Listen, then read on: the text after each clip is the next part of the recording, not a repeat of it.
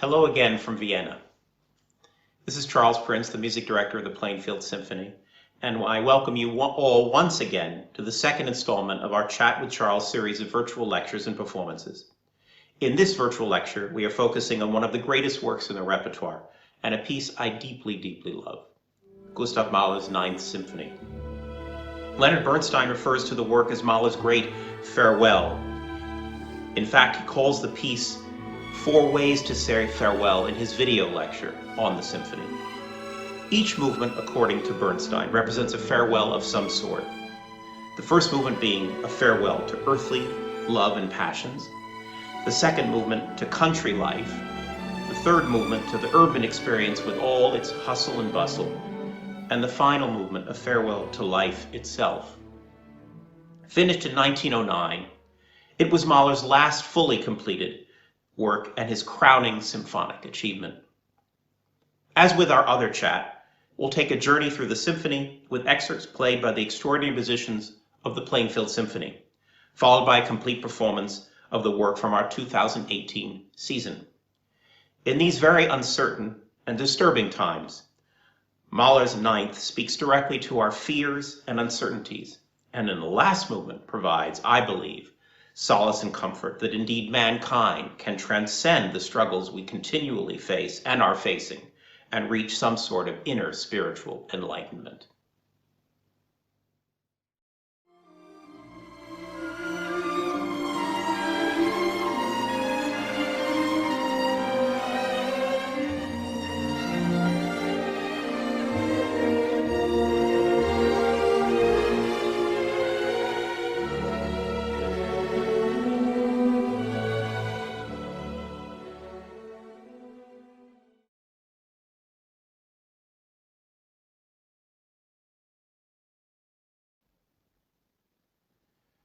The first movement opens with 3 rhythmic and motivic ideas, which are the basic glue that holds the entire movement together.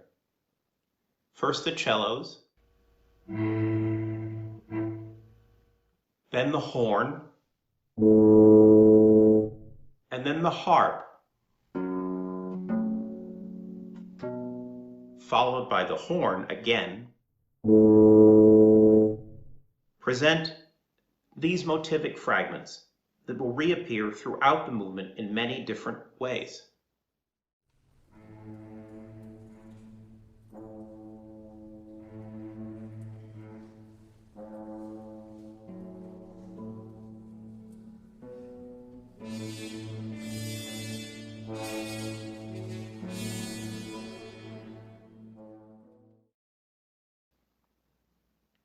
Leonard Bernstein referred to the cello and horn motif as a representation of Mahler's irregular heartbeat. At the time he was completing the work, he was suffering from the heart condition that eventually killed him a 1.5 years later. The second violins take up the next very important idea, over which Mahler wrote in the score Lebewohl, which in German means farewell.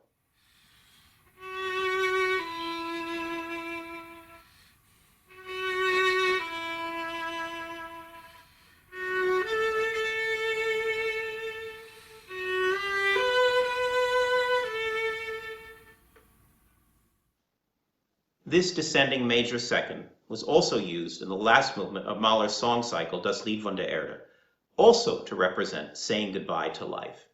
Indeed, der Abschied means in German, farewell. The first movement is in a very loose sonata form, with very blurred demarcations of that musical structure. The second theme of this exposition is played by the first violins.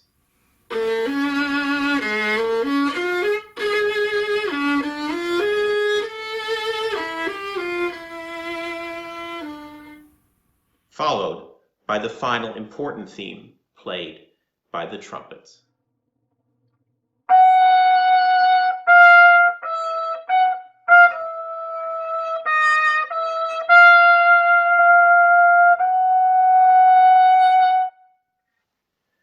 Ostensibly, the entire exposition is in D major, but Mahler strays to B-flat major as the exposition ends, all the while playing with the motives and themes we have mentioned. The next section of this movement, which can only loosely be called a development, begins once again with the horns and that irregular heartbeat from the beginning.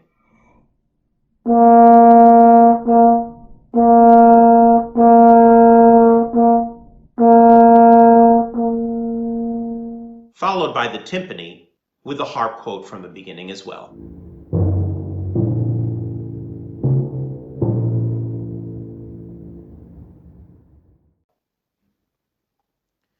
What follows is a section which manipulates all the elements that we've heard so far.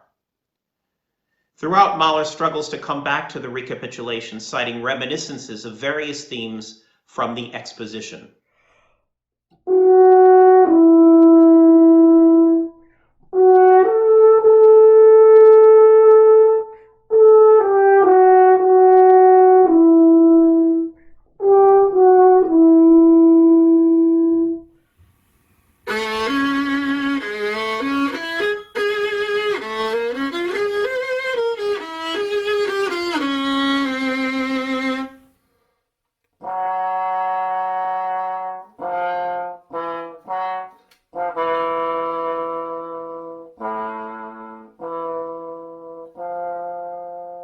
After reaching a gigantic climax, a theme appears related to the exposition third theme, which the conductor Willem Mengelberg, the famous Dutch conductor, referred to as the ecstasy motive.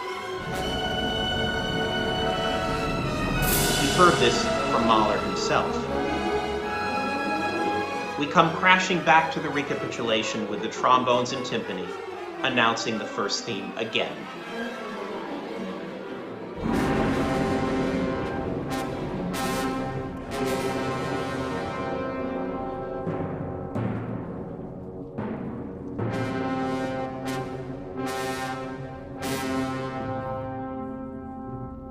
But just when we think Mahler will complete this recapitulation as expected, he suddenly plunges us into a funeral march version of the material. He even writes, wie ein schwerer Kondukt, which in German means like a very heavy procession, in this very spot in the score.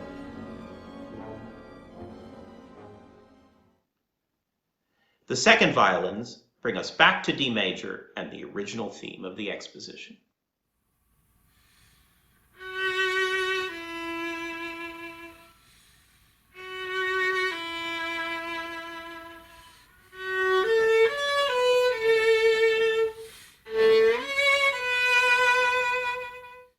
Before ending the movement, Mahler adds a truly poignant and very moving duet between the horn and flute, which, although related to the material of the movement, really feels like a beautiful chamber music-like contrapuntal interruption, a meditative moment which echoes many that will follow in the last movement of the work.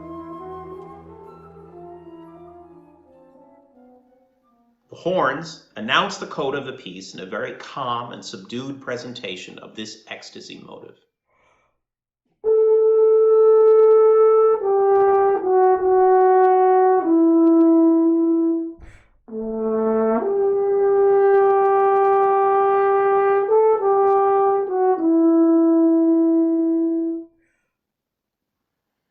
Movement ends as the strands of the primary theme disintegrate, leaving the piccolo playing a lone D at the very end in the last bar.